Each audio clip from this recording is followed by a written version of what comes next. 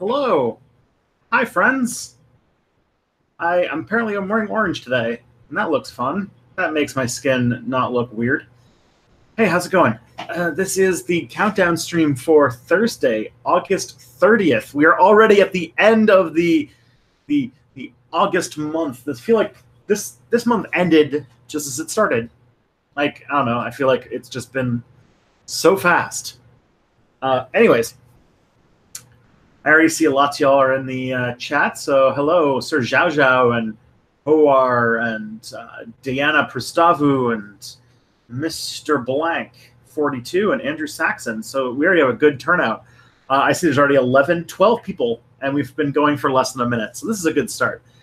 Yeah, so to kind of start off, for anybody who it's their first time watching this stream, this is a 1 hour stream I do before videos come out every week. The reason is I get to talk to you guys and get some like ideas and listen to or try to answer questions and try to figure out who's on the other side of this this whole internet thing. The other thing, and this will, and also I feel like YouTube's on board because I don't know if anyone saw this, but they're implementing the premiere feature, the YouTube premieres, at some point in the next little bit, and I am excited to say that they basically took the idea and went with it. So you have to have 100,000 subscribers, so I still need about 60,000 more people to subscribe until I can use that. But it's a pretty cool idea. So, in this hour, I usually take questions from the audience, talk to y'all, and we have a good time. So, the first question is, of course, this one comes up every week. It's from Diana Pristavu. Wants to know what the video this week is going to be. And yeah, this one, I've talked about it a lot in the Discord server lately, but it is about the Rwandan genocide. And this video, more than I think any other video I've made, has had me given me the most amount of emotional distress to make, to the point where I didn't feel super great once it was done.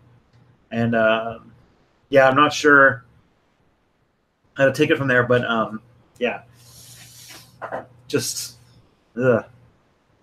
It's very creepy. It's a very heavy topic, but I think it's really important. It was also a Patreon stretch goal, so I knew it was an important one to make.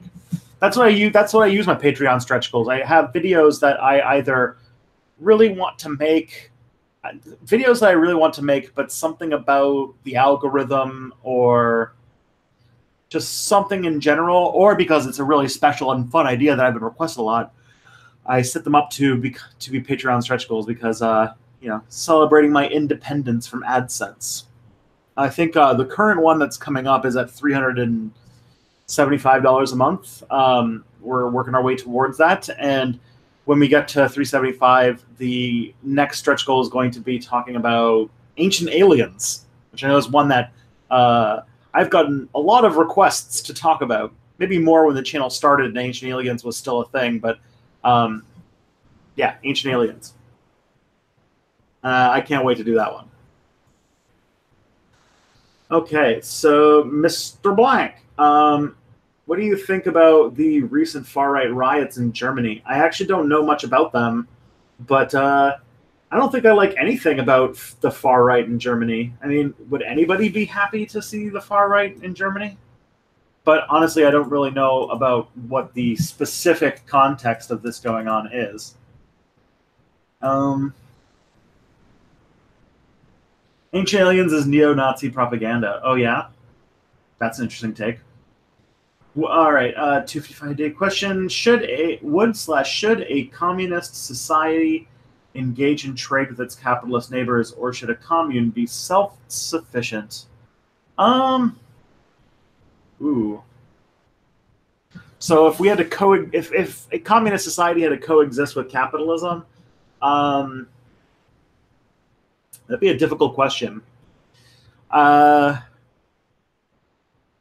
If we are in a world system where communism and capitalism are somehow coexisting without being entirely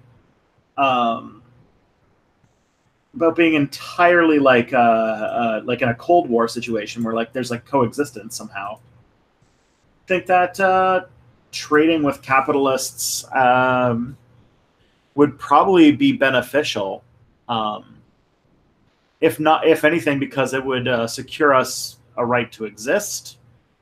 And in our current global situation, the kind of expectations of having a modern developed world requires trade with pretty much every part of the world.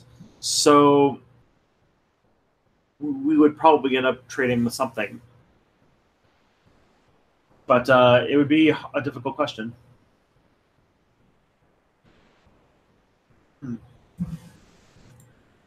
Alrighty.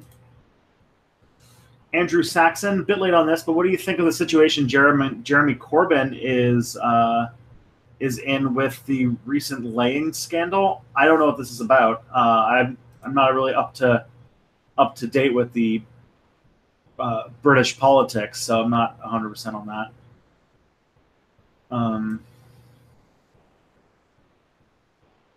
Yeah, I'm not sure. Sorry, I feel like I'm failing you. It's like 3 questions in a row where I'm like, I don't know about this thing. I don't know. Sorry. Dan, I'm having a bad day. Can you send me some love? I can definitely send you some love. It's going right now. And I hope that all of the wonderful people in the chat will also send you some love. I don't know what the laying scandal for Jeremy Corbyn's about, but like, I mean, I don't. Yeah, that's it. I can't, unless it was something terrible that I don't know about. But if it was like a really big, if there was a really big like right wing or really big like scandal that I don't know about, then yeah, I don't know. Like with the whole thing with Keith Ellison lately, I'm just like a little sad. Don't idolize people that you don't know. He placed a wreath to the victims of Israel. Oh, yeah. Well, that's perfectly legit. I can see why that would be like a made up or like a dumb thing that a lot of people would try to work up into something it's not. Oh boy. Just makes me like Jeremy Corbyn even more, if anything. All right. Diana Prestavu, are there any far-right nationalistic parties in Canada? Not yet, but we're getting there. So there's a couple things to say on that. First of all, Canada has strict, well, not strict, but Canada has anti-hate speech laws. So hate speech is illegal in Canada. And so that has kept a pretty good clampdown on like neo-Nazi groups and far-right nationalist groups. So there's no far-right nationalist party, but there has been an uptick in neo-Nazi organization and far-right organization, especially in provinces like Quebec. And just recently, like I think like maybe last week. Yeah, last week we had last week there was a situation in which a MP, a conservative MP who ran for leadership the last time they had a leadership race, named Maxime Bernier, basically who during the campaign sort of like teased at like Reddit far right, like Reddit Nazi type stuff.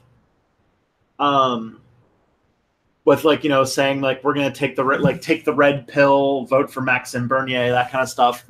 He lost the leadership race, but he got in a big tiff with the leader of the Conservatives last week, and he said that he was leaving the Conservative Party to start his own political party because he got basically called out for saying like going on this anti-immigration tirade on Twitter on the day of the anniversary of the Charlottesville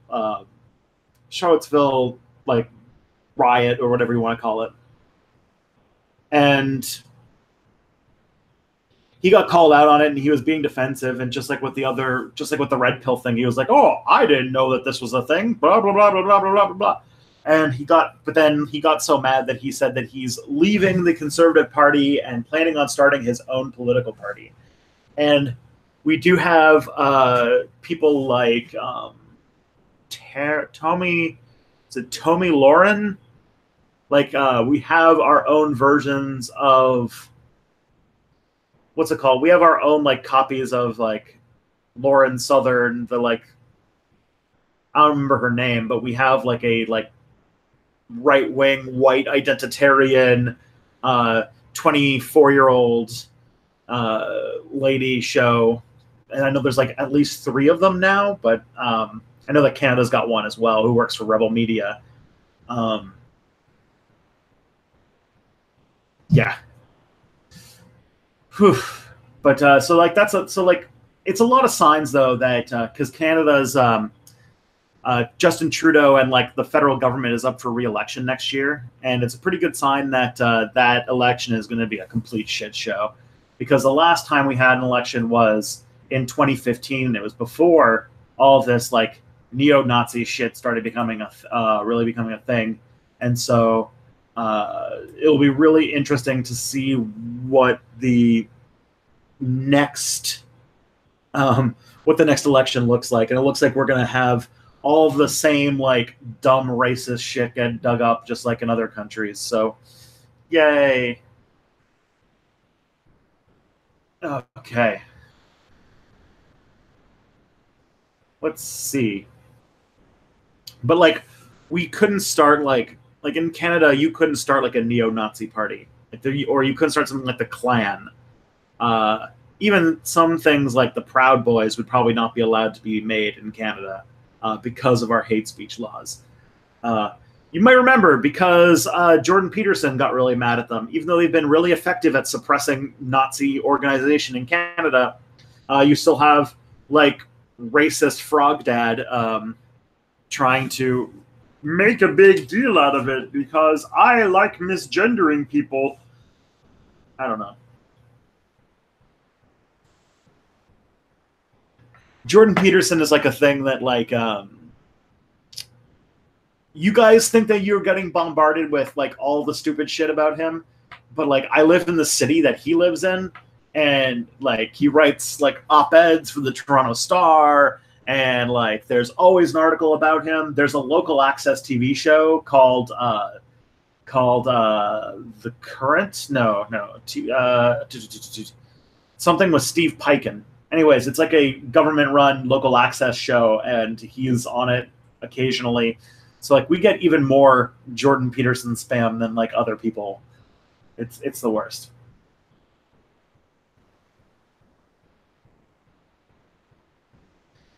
Well, thank you, Waldo. The Agenda. The Agenda is the show that I was talking about. You are right, Aaron. Yeah, Waldo, thank you. Thank you for wishing me to do well. I had like editing this video that comes out at 2 was pretty rough, so it was a pretty tough couple days. Michael Collins, will Dan come back to extra credits? I don't think so. I unsubscribed to extra credits after the whole thing with what's his name, Dan Portnoy, being a emotionally abusive boyfriend and like using his power to like basically abuse his ex-girlfriend, and I unsubscribed at that point, and I think that like a lot of people who left extra credits left over that. but I don't know exactly if there's been any follow-up to that because I kind of checked out of the story. So if like extra credits has changed, I'd be very curious to know. Like if they got rid of Dan Portnoy or something, but at the moment I don't really know what's going on with them. Luke Lee, if you're planning on addressing Ancient Aliens, are you familiar with the work of Jason Colavito? If not, I highly recommend checking out his blog. Noted. I will. I got to get to $375 a month first, but then But once I get there, I can write that one down. Jason Colavito.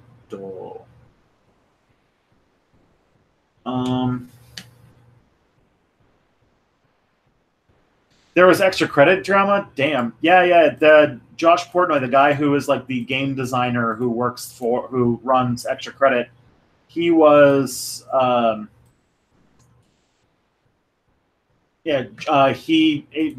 whole thing came out. Basically, it was a few months ago now. He got hashtag Me Too'd, and turned out that he like broke up with his girlfriend like last year or early this year, and like after doing that, he started sending company emails to like sort of. James Portnoy. This is the person I'm talking about. Yeah, so James Portnoy, he's like the game designer behind Extra Credits. Was basically using like his power within the company that runs Extra Credits to like harass her and like push her out of the company, and eventually she was basically forced to leave. And yeah, it was just like this like really ugly thing. There was a big like Twitter thread about it that kind of exposed everything. And Dan, the guy who does the voiceover, and his partner, they were all working for Extra Credits, and all of them very soon before all this information came to light, all quit to start their own YouTube channels, which makes a lot of people think that this like spilled over and a lot of people like quit over it. So, yeah. Mm-hmm. 255 AD. Why does learning about modern atrocities upset people more than learning about ancient atrocities? Do you think it's just that we don't have photos of stuff like the sack of Carthage? I do think that you're onto something with that. Yeah, I think that the gravity of mass atrocities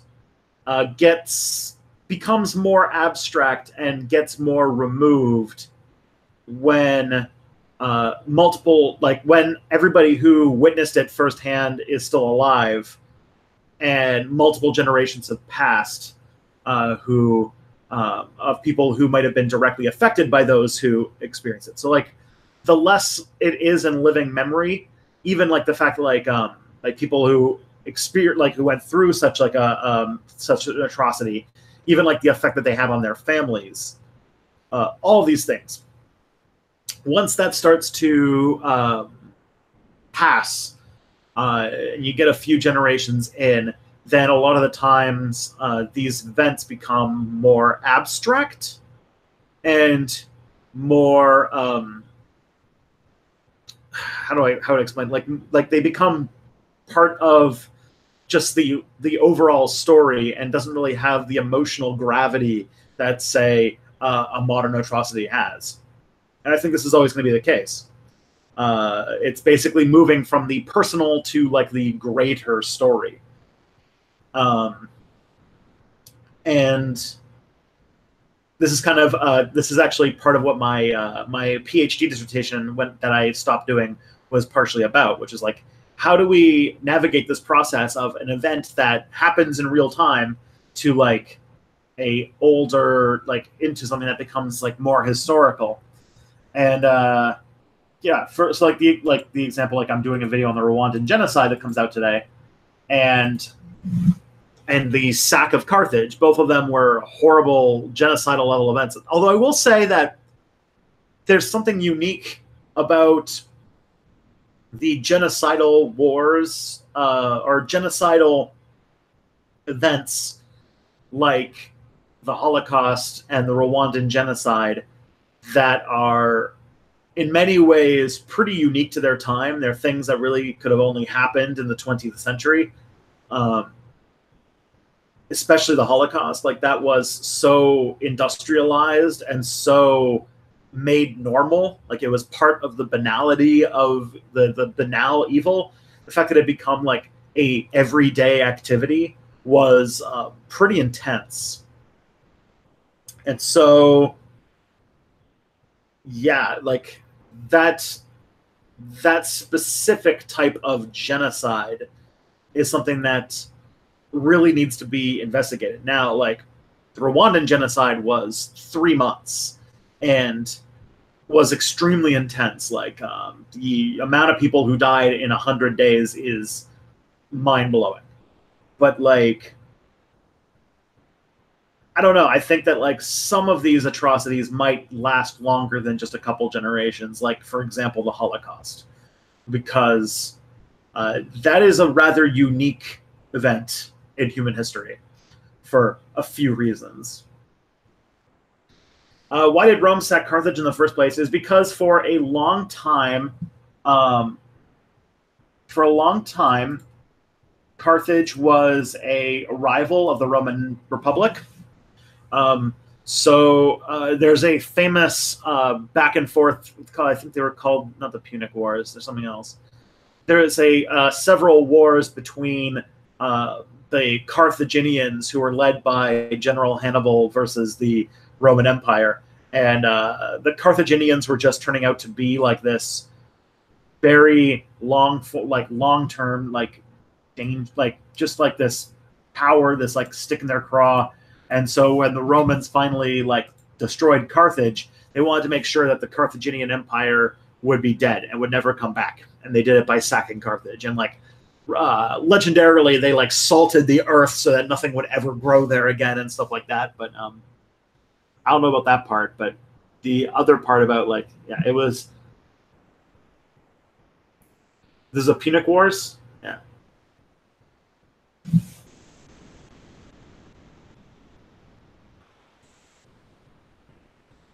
All right, we've got a few more questions. Let me just copy these down so that I don't forget. Okay.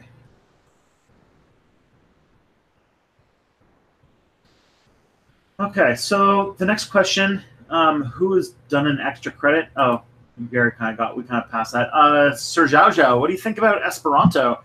I think Esperanto comes from a really great place of optimism and has a really great vision for humanity. I think that the idea of everybody on Earth having a second language that they could mutually communicate in is really, really cool. And I thought it would be great if we could actually get that to be a thing. The problem is that language is not prescriptive. Like, language is a thing that is organic and develops, and trying to invent a new language and then sort of shoehorn it into a culture like that is just not a thing that has been shown to be successful. Language is like a thing that develops and kind of goes in its own direction, and it seems like it's a thing that we are not really in the power to control where it goes. It's just a cultural reality. So, yeah.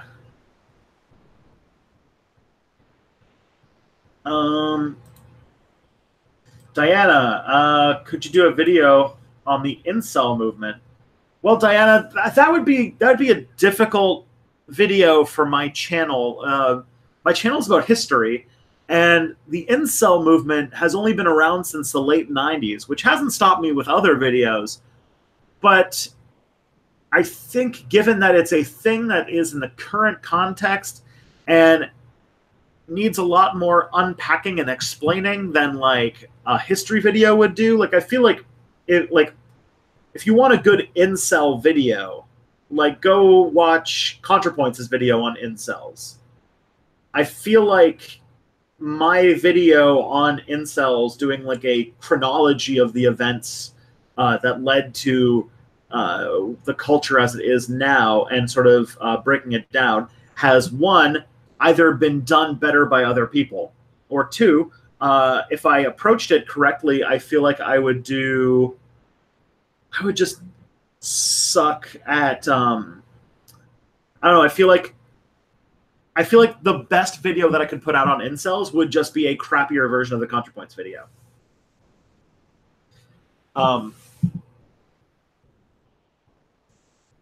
And you know, the whole like talking about the alt-right and social justice stuff in video essays is not really what my channel does.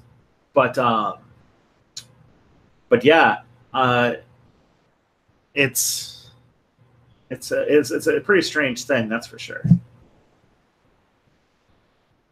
The whole like internet misogyny would be an interesting subject to break down. Maybe when it has some time passed, but who knows?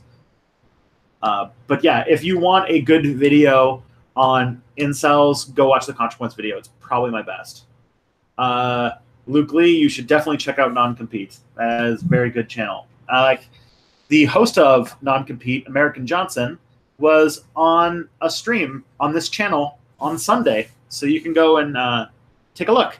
It's pretty good. It was a pretty fun 2-hour stream that we did.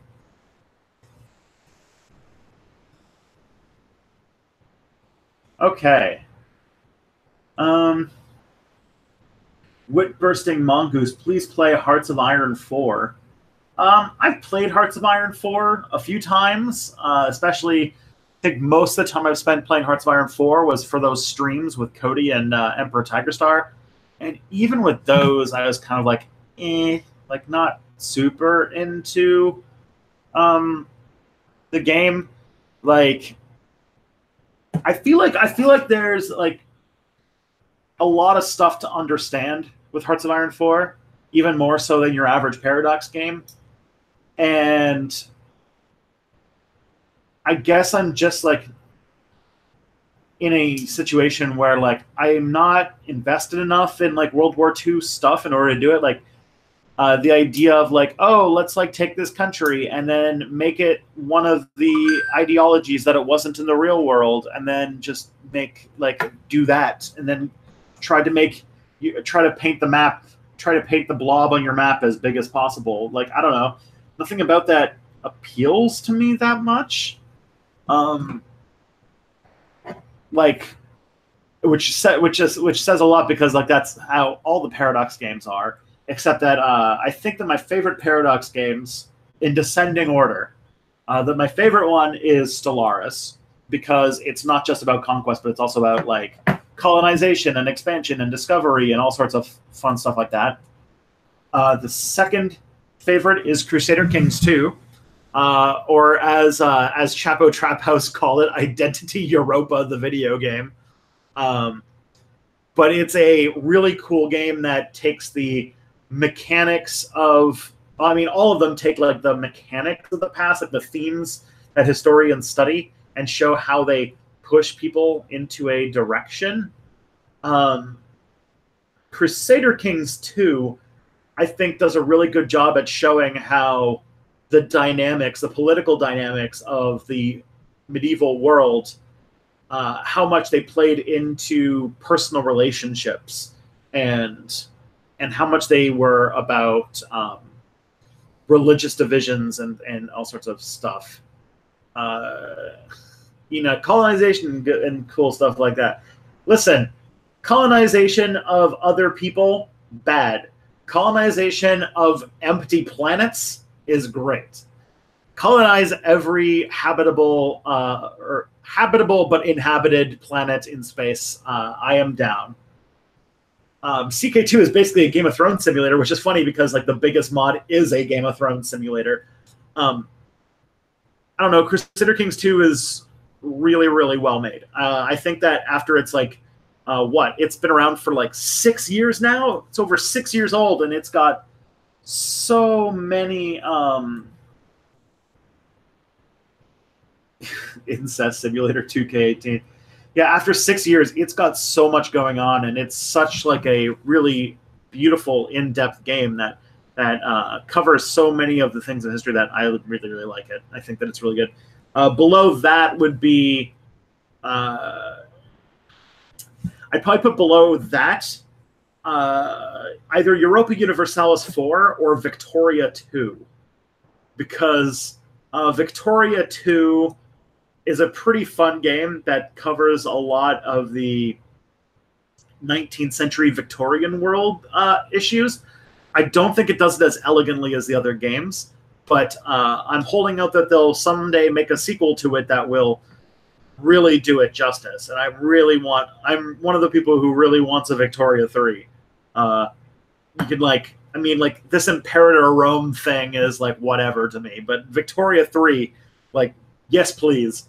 I'm so much more excited about like the idea of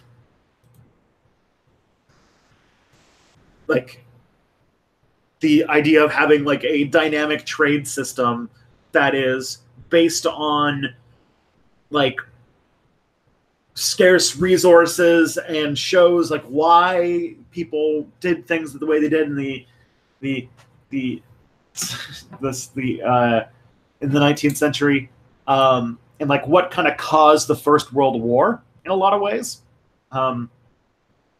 Like Victoria 3, they don't really say it, but it is sort of a game that shows why the First World War happened in a lot of strange ways. Also, it has a pretty good... Actually, I think Victoria 2 had some pretty clunky coverage of the American Civil War, and I think they could have done a lot better. But either way, yeah, Victoria 2, pretty good. Europa Universalis 4, I think has a lot of issues. I think it's the second worst game of all the Paradox titles. It's just, it feels way more gamey. It seems to care way less about the history because it's like based on a board game. And the people who play EU4 are way more into like the mechanics and stuff like that. And I think that I don't know. I just think that EU4 is just not a super fun game, and on top of that, you also have, and then at the bottom you have Hearts of Iron 4, which I think. It sounds like Hearts of Iron 4 is great for like the people who it's for, but it's not for me. All right, Waldo. Found some cool South African history this week. Jan Smuts, a South African that fought against the British in the Boer War, was poised to replace Winston Churchill in World War II if something happened. Yeah, Jan Smuts. Isn't that the person who was the architect of apartheid? Pretty sure he was.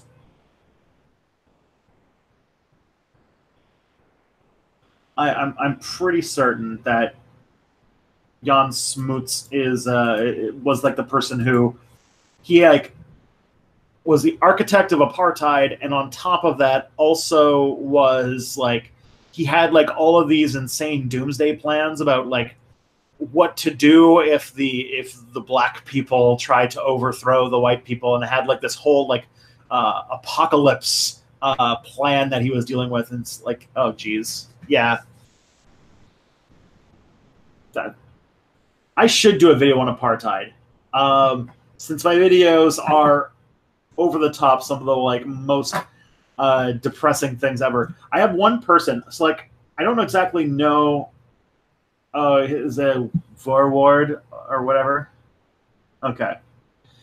So I keep getting requests, and I think they're from the same person, to talk about South Africa, specifically talking they want me to basically push the like alt-right, like white nationalist, like histrionics that's going on right now about like all of the like made up bullshit that they think is going on with murders and stuff like that right now. And if I were to make a video, I would be talking about how bad apartheid was, and how the how, like, you know, it's like it's a thing. And on top of that, like, I'm probably missing a lot of the nuance here, but I know a lot of I actually know a fair amount of white South Africans who live in Canada or the United States, and with one exception, they all talk about like, oh, everything was so great in South Africa, then something happened sometime around 1994, and now, oh, everything's a mess and we had to leave. And it's like, oh, yeah, I've heard this story before. Yeah, that seems to come up quite a bit.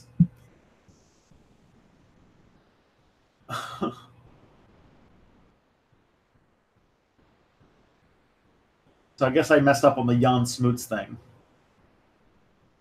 Are you streaming on Twitch as well right now? No, I'm not.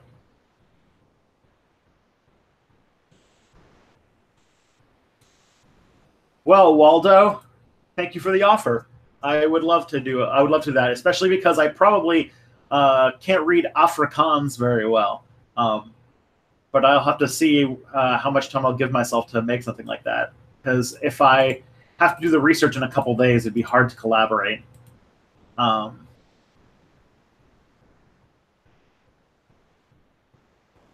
right. Dan wants to know, is Spartacus historically accurate? Like, you're talking about the TV show or like the movie from like the 60s? Or are you talking about like, is like the historical figure Spartacus historically accurate? You're talking about, I haven't seen Spartacus, like the old movie. I have seen a little bit of Spartacus Blood and Sand, but and I do think that it's heavily stylized and takes grotesque liberties, and because it's basically making a drama out of scant few details about Capua and Spartacus's life. And then that show also to deal with the fact that the actor who played Spartacus suddenly died of cancer, which made everything way more complicated, if I recall correctly. So I'm not sure. Spartacus, like the TV show, was historically accurate to like an extent, but for the most part, it did not care a whole lot about being accurate.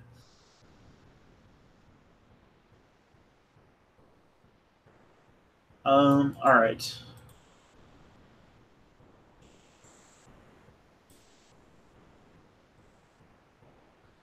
I know some people said if I ever pause to like think or read or something, that they get confused and think that the stream stopped. So I have to like always be making noise. Craig Morrison, what was your ideology before you became a lib left and becoming an anarcho-syndicalist communist? All right, that's a pretty good story. When I was a kid, you know, kids aren't really into politics all that much. I don't think I really got into politics in any way that really was significant until I was probably about 14, 15 years old, probably 15-ish. And when that became a thing, I think I remember it was like an election or something that I got kind of interested in. It was like an Ontario election, and I supported the NDP, and I think I was, when I was like in my teens, I always had an idea that like I could invent my own ideal way for the world to be, and I didn't really care about like other people's works or anything like that. And basically, like, and all of the ideas that I thought up were basically like social democratic or democratic socialist ideas. And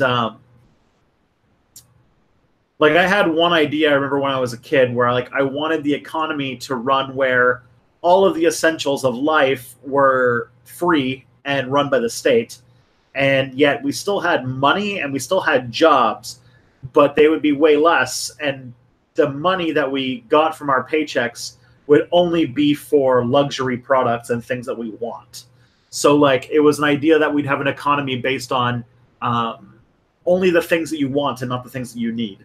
And then I realized as I grew up that like, well, determining what people want, what people need is whose authority would it be for that? And that would, of course, be like the whole thing.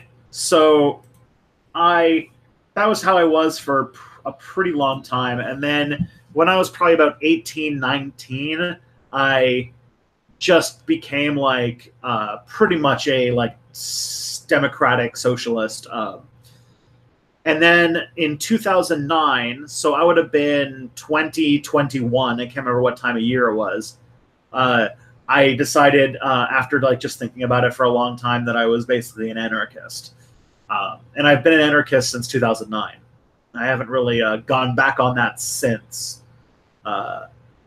Maybe briefly in 2011, I kind of flirted with social democracy again, but not really. So there you go. I guess like I started as a democratic socialist or social democrat or whatever the hell you want to call it, and then quickly became an anarchist when I was like 21 years old.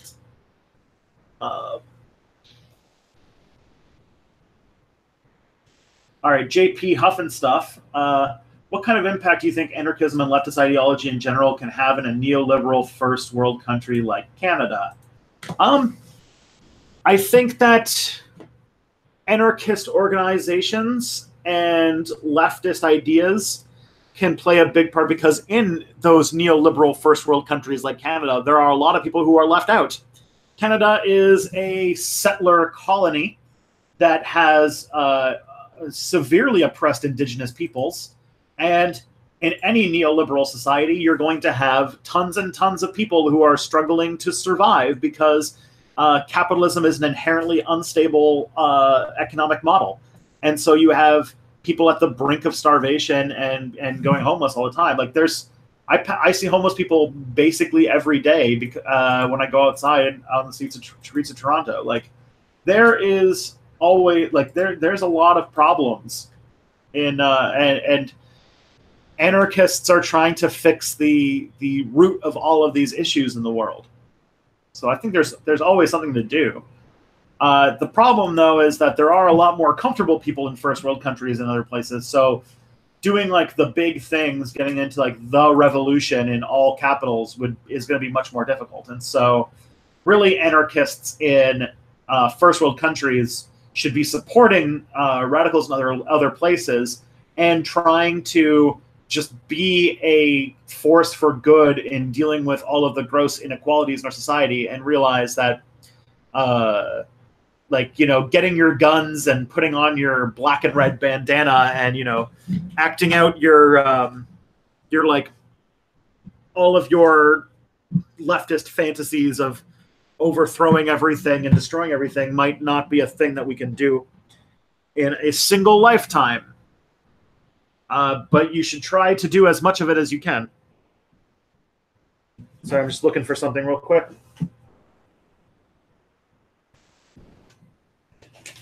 Ah, yes, here we are.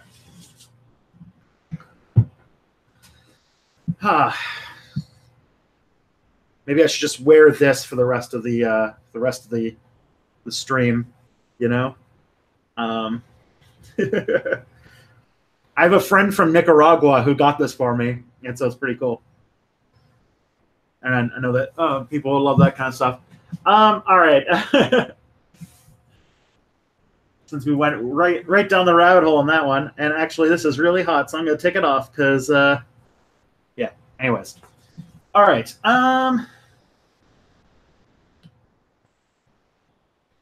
Okay.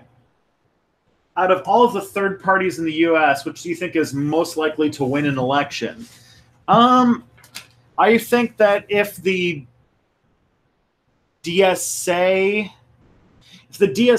ran a third party candidate in like a local level election, they could probably win in some places. I also think that if the Libertarian Party ran people in certain places at a lower level, they could definitely win too.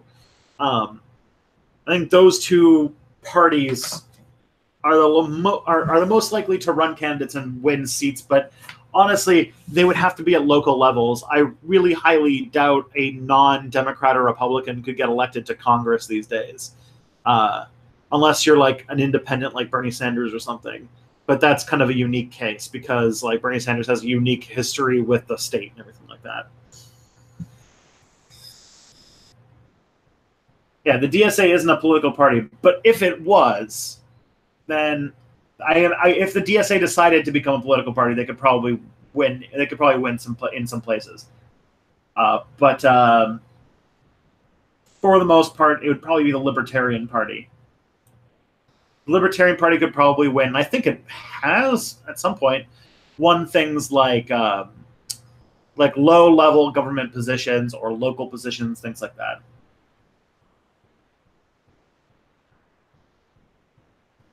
All right, Girthax, what do you think of the renegotiations of NAFTA?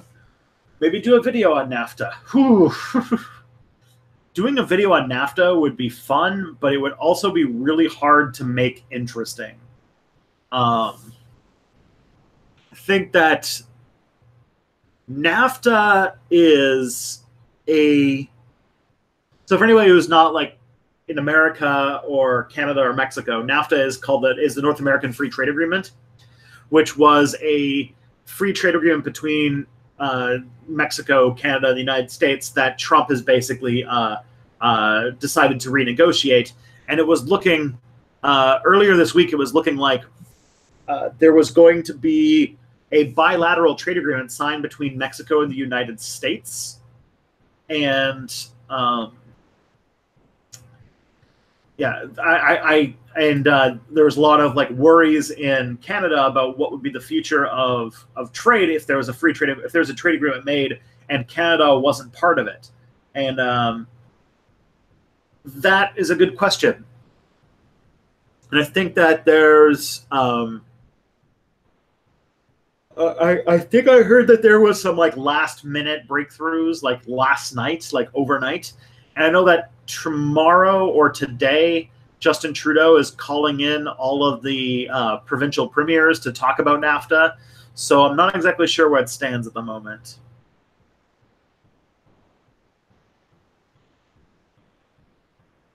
Oh, boy.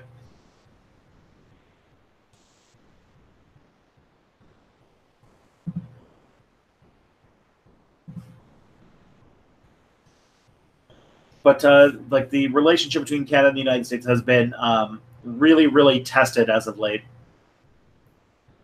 Garthax, okay, 255 AD. Do you mind if I ask a leading question to trick you into saying something problematic about events going on in another country? Eat the United States. Sure. I think somebody already quote mined me saying that I love colonization today, so who knows? Big Seltzer, did you hear about how Abby Martin's Empire Files got shut down by the U.S. government because of Venezuelan funding? Of course, none of these right-wing free speech warriors have anything to say. That is super shitty. I'm not, like, Empire Files, like, I have my issues with Abby Martin and Empire Files, but it should not be taken down. Abby Martin's doing some pretty good journalism. I mean, it'd be a lot better if she wasn't like, didn't have that history with Russia Today and was like taking, what's it called? Was like not like, had that history with 9/11 truthers and stuff like that. So, but yeah, still, Empire. I've seen several Empire Files documentaries, and they're really good. And I really wish that was not a thing that happened.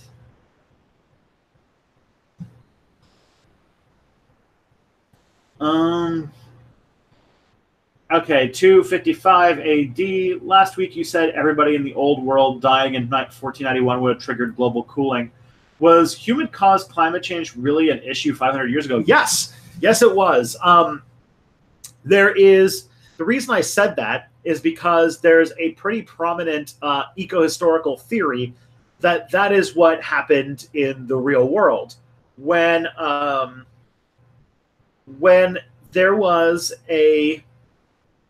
when the Columbian Exchange happened, when Europeans went to the Americas and wiped out like 80-90% of the population of the Americas, which was about 1/5 of the human total population.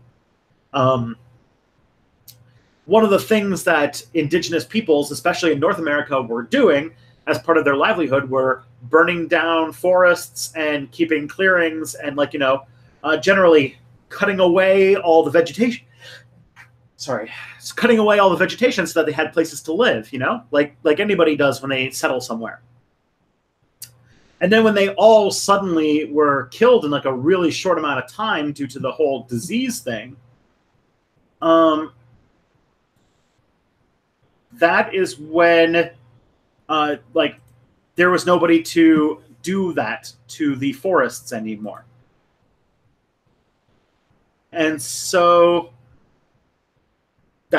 so what happened was like a lot of those forests regrew, a lot of those plants regrew, and what that resulted in was a lot of recapture of carbon dioxide out of the atmosphere, because plants, especially trees, take carbon dioxide out of the atmosphere and place it in the tree.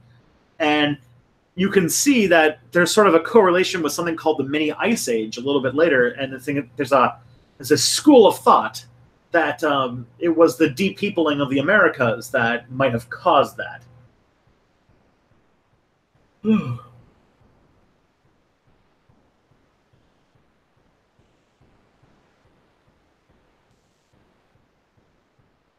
Now, I'm not sure if I think that it's a hypothesis, but there's really no way to test it. So it's just one possible explanation for the little ice age. All right, Audible Anarchist. Ever thought about doing a video on the oh my goodness. Okay, Kontrazvedka.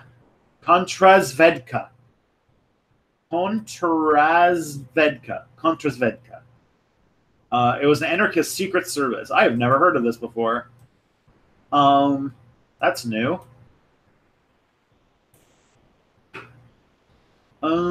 Diana wants to know, out of all the third party. Oh, you already you just asked this question again. Okay.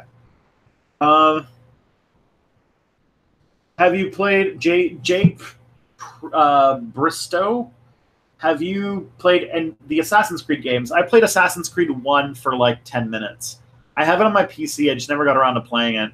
I'm going to make an Assassin video for the new Assassin's Creed game that comes out in October. So there's that. But honestly, I don't know if I'm allergic to when like a video game series just gets into this routine of making the same games, like keeps making games every single year in a franchise. That makes me think that they're milking it for all it's worth, and that it's probably not going to be a thing that I'm into. It's kind of like Paranormal Activity or Saw or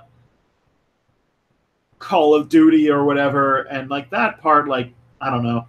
But I'm definitely interested in playing the first one, because it sounds like it was a pretty inspired game, and I'd be interested to see it because it is about Middle Eastern history at a certain point, and I know that they go through a lot of work to make sure that to try and ensure a lot of historical accuracy in their titles. So we'll see how that goes.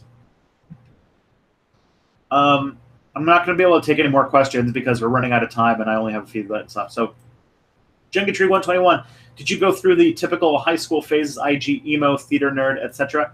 I was a bit of an emo kid, although I didn't dress like it. I was more of a nerd. I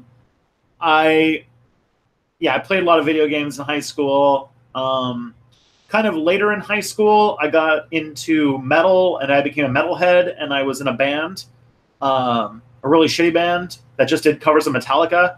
So, like, you know, I had that phase in my life when I was like a teenager. But I was really into music when I was a teenager. And I actually, right after high school, went to like audio engineering school. And then I didn't finish. And now I barely listen to music. It's a very strange thing. What was it called? The band? The band was called Disposable Heroes. We were really, really lame. Brennan Davison, what do you think about this stuff with Ontario's sex ed curriculum? Well, I work for a government that is I work for a organization that is currently suing the Ontario government for repealing it. And I've done a lot of work on talking about why the sex ed repeal it's a homophobic, transphobic, bigoted piece of crap. And I really think that we have a strong constitutional argument to say that it should not be repealed the way it was called. The band was called Disposable Heroes, Jenga Tree. And what I play in the band, I was the lead vocalist and I was the bass player. Are there any old anarchists than Noam Chomsky and me? It seems all the others are so young. There were. Like, the thing is that a lot of them are dying. Like, you've got David Graeber. David Graeber, he's like a Gen Xer. He's probably in his 40s. He's not like Noam Chomsky, like in his late 80s, but that's someone who's there. Gosh, that's the one that's kind of mind at the moment. There's not a ton of like really big, currently alive anarchist activists who are like out and about and like writing books like currently and stuff like that. And I wish there were more. There's probably everyone running AK Press. Craig Morrison, millennials are typically left-wing today. Do you think that the Gen Z will follow suit?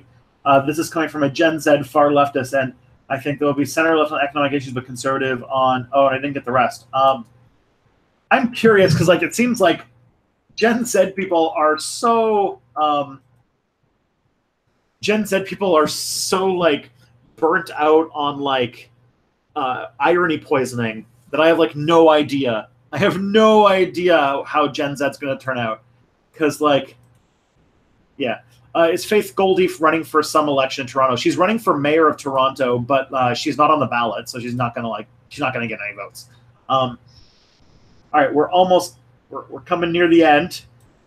Swap and luck. Here is a hashtag political quiz question. Which is the world's largest political party by number of members? Is it the Communist Party or is it the Green Party? I'm going to so one of those two. Irony poisoning. Irony poisoning is basically about the whole idea of having a position or saying a thing ironically so long that it no longer is an ironic thing. Like the whole idea of like how the alt-right started because 4chan was full of ironic Nazis who were ironic for so long they forgot to be ironic anymore and they just became Nazis. Because even if you are just exposed to an idea, even if you're doing it as a joke, over time it's going to impact your personality and it's going to impact the things that you think and the ways that you think and the things that you believe. And so you can end up being a terrible person because you're quote unquote doing it ironically. So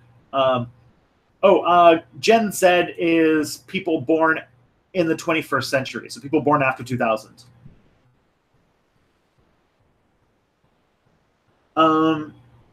But like, I don't know, there's Gen Zers have like weird Wario or Waluigi memes and stuff like that. And I don't know, people touch their spaghetti. It's a very strange world that they live in.